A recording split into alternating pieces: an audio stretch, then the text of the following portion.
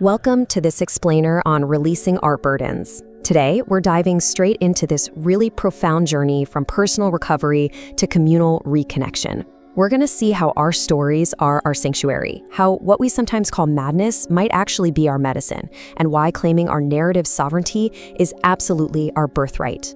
So let me ask you something. Have you ever felt like your personal journey toward well-being has just hit a brick wall? Like you're doing all the right things, you're focusing on yourself, building good daily habits, you're doing the work, but something still feels inexplicably heavy? I completely want to validate that modern sense of overwhelm so many of us carry. You know, traditional clinical models, what we might call the citadel, tend to treat our anxiety or numbness as an isolated mechanical defect. They treat it like a sign that we just aren't resilient enough. But what if that deeply held fear isn't actually yours to begin with? What if it's an inherited script? Today, we're going to completely shift our focus from trying to fix ourselves in isolation to understanding how our healing is intimately tied to our ancestors and our communities. Dr. Richard Schwartz and Thomas Hübl, the authors of our source material, really hit the nail on the head here. They say there's no such thing as individual health. And honestly, that is a revolutionary idea. They argue that all healing is inherently interconnected.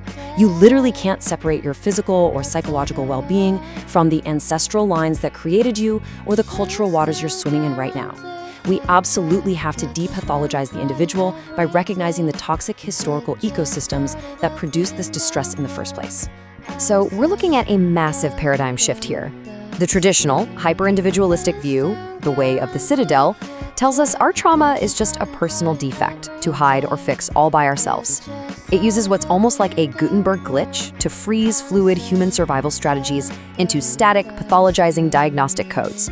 But the interdependent IAC view, which stands for individual, ancestral, and collective, flips this entirely. It reveals that trauma and therefore healing flows as one shared, interrelated system. Let's actually take a quick somatic breath right here. Hurt people, heal people, heal people. It's a common phrase, sure, but biologically, it's a cold, hard fact. Through somatic experiencing, we know our nervous systems literally co-regulate with those around us. When we operate from unintegrated pain, we subconsciously project that distress right out into our communities. But the reverse is incredibly powerful. When we heal our own nervous systems, we become a localized center of healing for literally everyone in our proximity. Okay, so to build a daily healing habit, we have to start at the micro level with our own psyche. Dr. Richard Schwartz developed internal family systems, or IFS, which integrates beautifully with somatic awareness. It basically proposes that our minds are made up of multiple parts, and the most vulnerable of these are our exiles.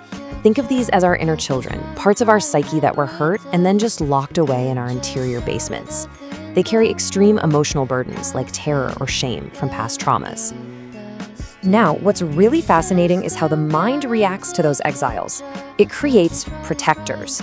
Some act as managers, trying to meticulously control our lives to avoid triggers altogether.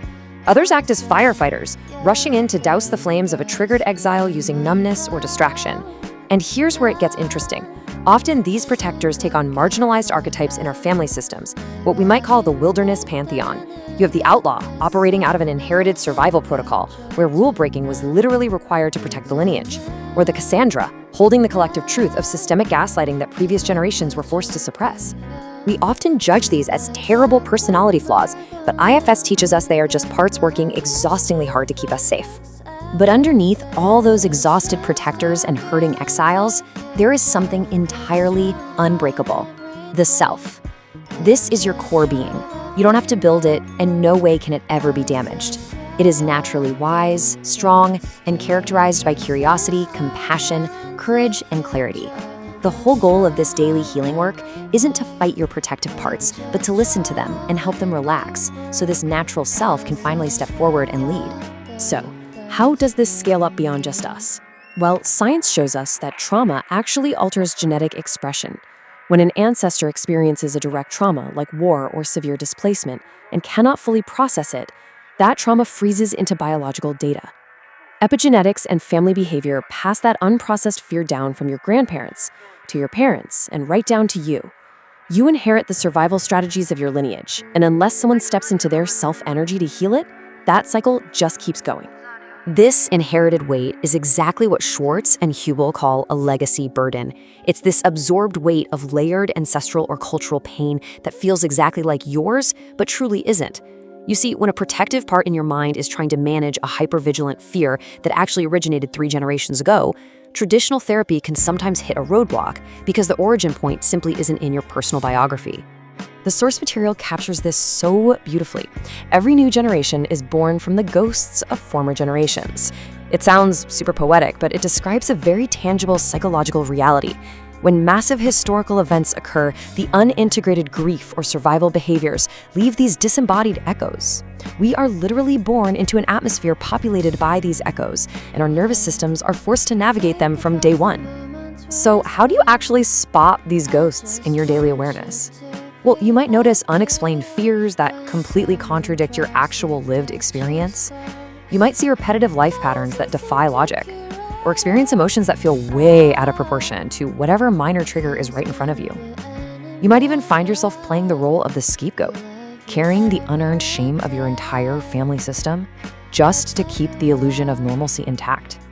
If any of this sounds familiar, you might be carrying an ancestral legacy burden. The authors also shift this lens to the macro level of collective trauma. Therapist Fatima Finney details how systemic frameworks act as massive shared cultural burdens. For example, she notes that societal norms rooted in racism subconsciously program a culture to view difference as deficient. The book impartially points out that both those targeted by these systems and those who unknowingly perpetuate them carry deep, unacknowledged burdens of shame or disconnection that freeze the entire collective system.